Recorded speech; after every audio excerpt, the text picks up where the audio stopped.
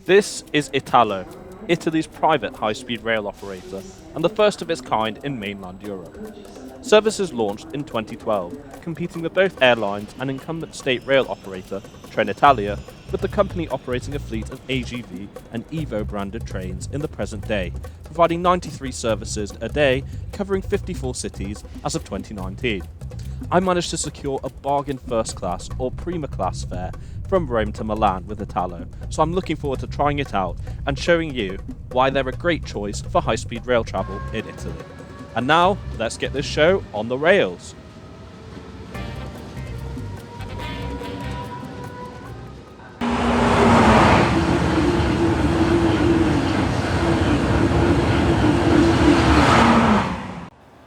We begin today's journey in Rome, the Italian capital. I'm currently at the world-famous Colosseum, but it's only a quick few stops and around half a kilometre on the Rome Metro Line B to our origin for today's trip, Roma Termini.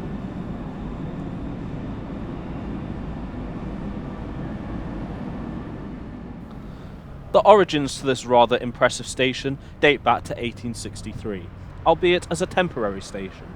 The permanent station, which is right in front of us, was constructed and opened around 11 years later in 1874. The name Roma Termini is a nod to the Diocletian Baths, which are situated just across the street from the main station entrance.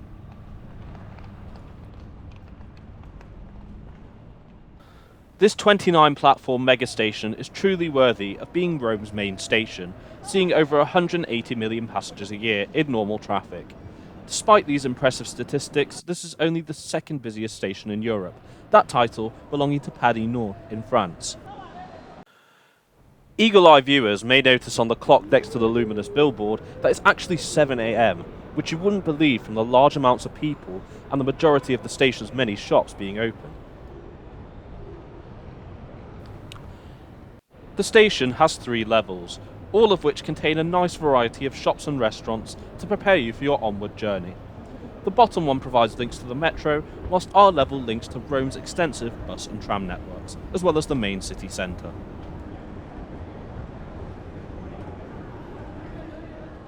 On the top level, you can gain access to Italo's Club Lounge. This lounge is available to Italo passengers travelling in their club executive class, as well as Italo PU Privilege and Platinum card holders. For someone like me with a Prima Class ticket, I can enter the lounge by paying a fee of €10 in advance through their website. However, I decided to pass on this today and get myself something on arrival into Milan. The top level is undoubtedly my favourite level of the station. Why, you ask? Well, take a look at this. A grand view of Roma Termini can be seen and appreciated, especially at daybreak. Below can also be seen a Frecciarossa ETR 600 New Pendolino train. This is on the cards for me to try on my next trip to Italy. For now though, let's enter the platforms through the barriers to board our train. Access is granted by scanning my M-ticket on the barcode reader, like so. As one of Italo's AGV high-speed trains arrives inbound for Napoli, let's talk more about the operator. Italo is the brand name used by Nuovo Trasporto Viaggiatori, or NTV for short. Founded in 2006, it took 6 years and €1 billion worth of investment to reach its present-day position as the world's first open-access high-speed rail operator. The operator carried its first passengers in 2012, so over 10 years ago now, and to get to the point where there's circa one Italo train every 20 minutes between Rome and Milan is fantastic for an open-access operator. Italo uses 2 types of train.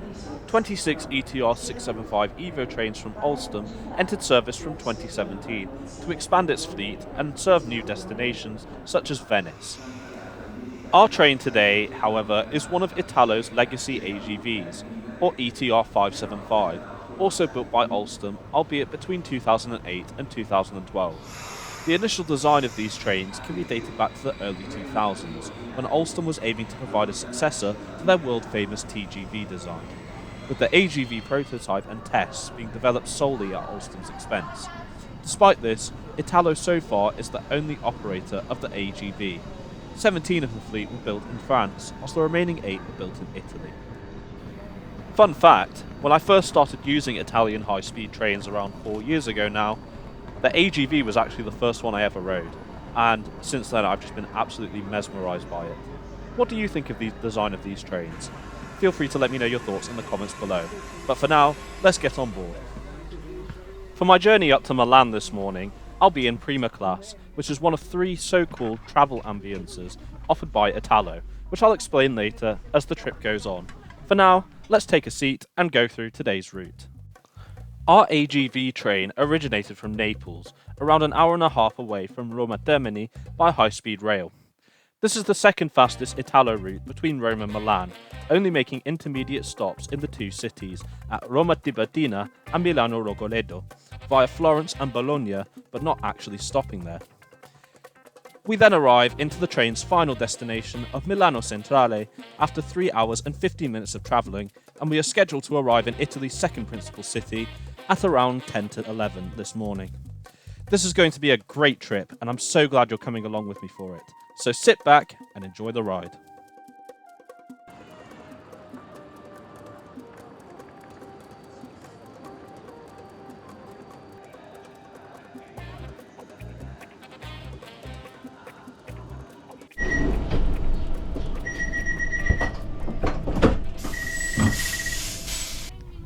Owing to crew availability issues, we depart Roma Termini approximately 5 minutes late.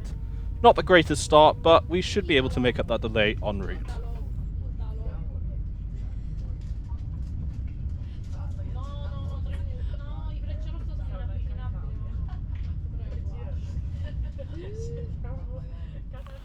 As we leave Roma Termini, we can see a Trenitalia ETR 485 Pendolino train, still in its old Frecciargento livery, despite the merger into Trenitalia's Frecciarossa brand, but I'll cover this subject further in a future video.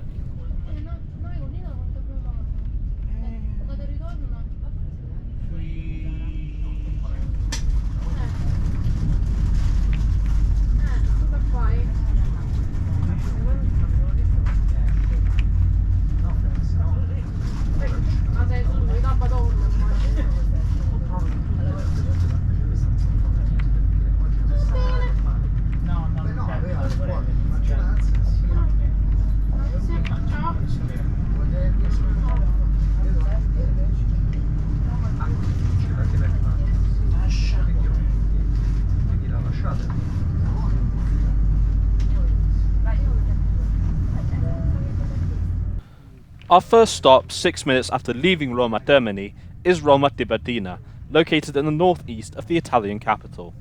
Originally opened as a terminal station in the 1860s, its role has long since been dramatically shifted to act as a transit hub between high-speed and regional trains and Rome's metro and bus network. The fastest Italo services don't tend to stop here, though past experiences with them have always seen me call here by pure sheer coincidence. The actual seat itself is incredibly comfortable. I like the ergonomic design as well as the headrest. It really does fit the part of Prima Class. Most of you who've watched some of my previous videos will know that I'm not a huge fan of footrests. However, I found the one on the Italo Prima Class to be rather adequate, though this was largely aided by the very generous seat pitch as well as the large legroom. The aisle armrest is not only foldable, but also can be used to function the seat recline, which, minus the location of the button, is fairly standard. Just press it and slide your body forwards and backwards as appropriate. A personal litter bin is conveniently located next to the window side of the seat. A large tray table with 2 cup holders is also available, which is convenient for those who want to take out their laptop just to watch a movie or get some work done. Located just below this is a storage space for coats, bags and other items. Alternatively, if you want to store your coats and bags elsewhere, there's also a coat hanger located at the top of the seat in front of you. And if that's not enough, there's always a coat hanger right next to the window. Very convenient that Italo have thought of this kind of stuff, but I wasn't a huge fan of the window coat hanger as it was rather fiddly. A standard European power socket can be found just above the rubbish bin, which is used for charging personal devices. A reading light is located, weirdly enough, not above my own seat, but above the seat in front of me. However, I can operate it like so. There's also a window blind if you want to just block out the sun or get some rest. But on a sunny Italian day such as this, why would you want to do that? The first major leg of our journey to Milan is on the Florence to Rome high-speed line, which is the first high-speed line in Italy, and even in Europe for that matter, with more than half of it opening in February 1977. 15 years later, in May 1992, the line was completed, and helped reduce the journey time between Rome and Florence to around an hour and a half, thanks to the line's top speed of 250 km per hour, which, as we speak, we're currently running at. This is the speed limit of the Evo trains, but as we'll soon see, the AGV can go a lot faster. And not a moment too soon, the hostess serves me my complimentary snack, which is in the form of a croissant coated with sugar and a marmalade infilling, which, as someone who doesn't normally eat croissants, I found very delicious. I was also served some lemon iced tea, which always tastes better cruising at 250 km per hour through the Italian countryside on a nice sunny day.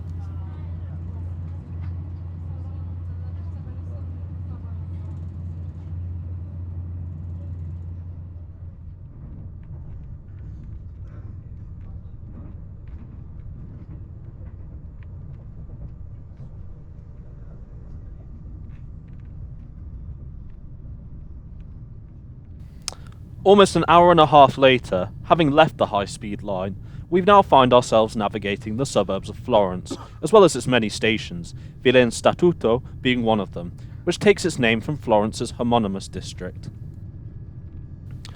We can also see a Frecciarossa 1000 set to the left, heading into Florence's main Santa Maria Novella station, which reminds me of my ride in executive class on board one from Paris to Milan.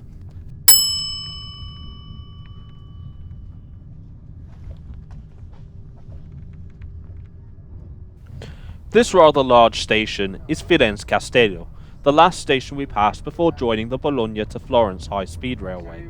Just as well there are these handy signs at the station telling you where you need to go, eh? We now begin to enter one of the line's many tunnels, but I'll delve into this deeper as we travel further along the line. For now, let's use the lack of scenery as an opportunity to do a walkthrough of our AGV train. Each AGV train set consists of 11 carriages. Prima Class, where I was previously, makes up 4 coaches of the overall consist. We're currently in what Italo brands as Smart Class, which is their standard class offering.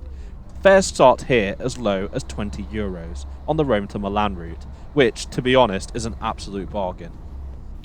6 of the 11 carriages are in this consist, but we'll soon see what's so special about the final carriage later on.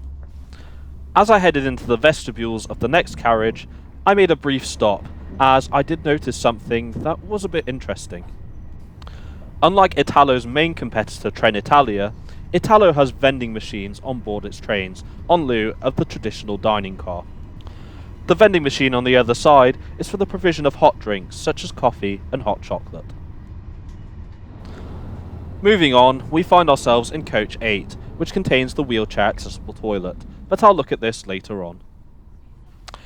Overhead luggage racks are located above each seat, and as we head into the vestibule, there's a larger luggage rack for the storage of heavy luggage and bags.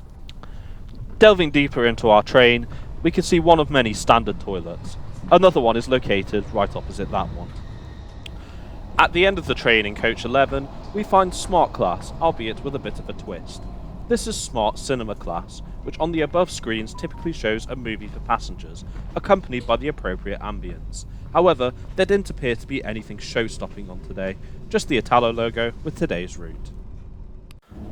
I've moved back to Prima Class to do a bit more of a walkthrough of it. Prima Class is essentially first class on board Italo, and is one of 2 offerings available. The second one is towards the front of the train. As with Smart Class, there's also a vending machine here. The main difference in Prima Class being the 2x1 seating arrangement and the level of service. Vice, no service, and a 2x2 layout principally in Smart Class. And now we come on to the most luxurious offering Italo has, Club Executive Class. The seats here are slightly comfier than first, and as the name suggests, is aimed principally at business travellers or those with a lot of disposable income. There are also private saloons available on board, which will definitely make for a more peaceful and relaxing journey. I actually have shot footage in Club Executive from Milan to Turin, so if you want me to cover this more in a future video, do let me know below. The newest of Italy's high-speed lines, the Florence to Bologna high-speed line, is 78.5 kilometres long, with 73.8 kilometres consisting of tunnels. The longest is the Vaglia tunnel at 18,713 metres, and the shortest is the Mortesine tunnel at 654 metres. Bologna Centrale Alta Velocità station is also entirely underground, having been opened for passenger use in June 2013, despite the high-speed lines it serves having opened in December 2008 and 2009. The legacy Bologna Centrale station, located just above this one, has been operational since 1864. Our AGV train crawls through the station, which makes me question whether it would have been better off just to stop here, much like Italo's fastest service from Rome to Milan does. That being said, there's only a 5-minute difference between the two services. And of course, the last thing to check out is the toilet. I know I said I'd look at the accessible one earlier on, but the standard toilet here was the only one free at the time. Right, door locked and we can begin. My initial impressions are that the toilet is relatively clean, minus the bin situation and whatever that is on the floor.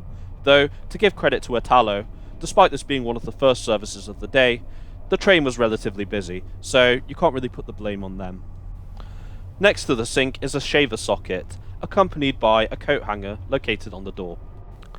As for the sink facilities, the soap is stocked and dispensed as well.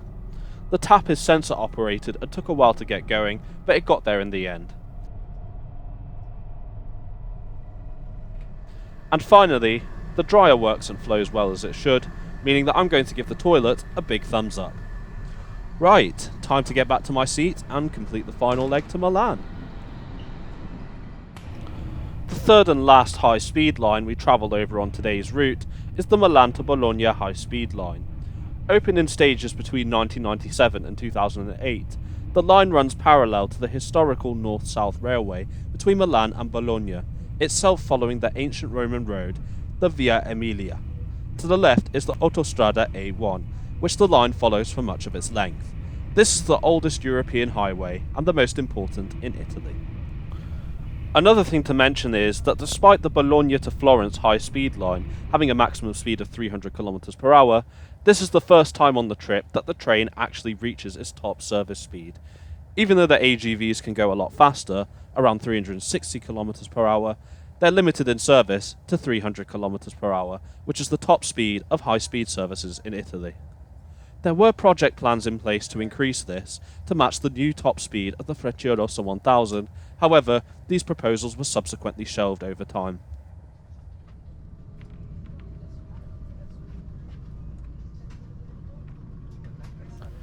One in, one out. As the AGV to the left prepares to enter the high-speed line, we come off it as we arrive into Milano Rogoredo. Acting as the southern gate of the Milanese urban network, this is our final stop before Milano Centrale, which is around 10 minutes away from here. It's now time to conclude.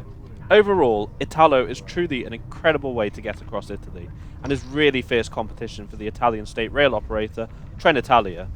Given I only paid €40 between Rome and Milan in first class, I consider this to be fantastic value for money. So, how did I get my fare so cheap? Book well enough in advance, say a few weeks or more, and Italo will usually have extra magic fares available, which are 75% less than the standard fare offerings, which helps them keep up, or exceed in most cases, its main competitor Trenitalia. And as we all know, competition is always a great result for the end consumer in terms of fare prices. The AGV trains as well are also amazing. They're definitely up there as one of the best high-speed trains I've ever travelled on, and may even have the potential of being Italy's best. This is my third time travelling with Italo, and it certainly won't be my last, and I highly recommend you travel with them too. You'll certainly enjoy it.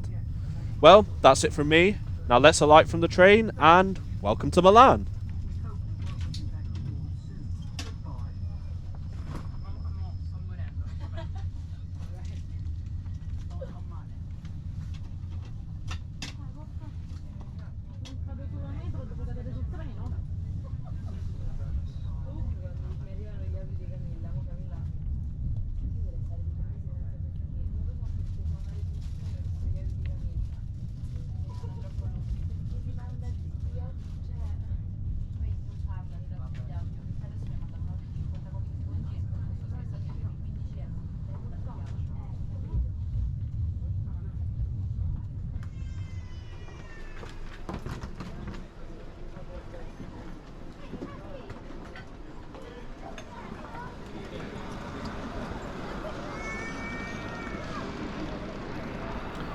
And here we are.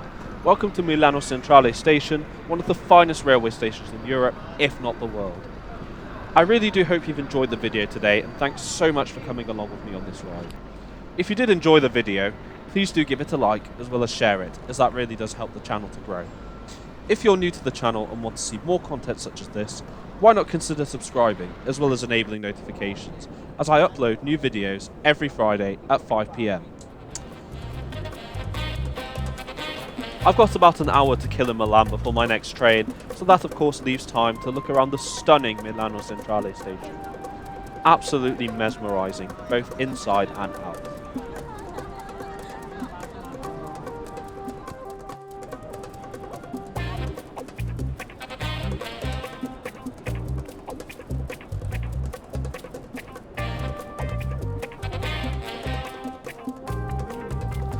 Thanks again so much for watching, and I'll see you next time.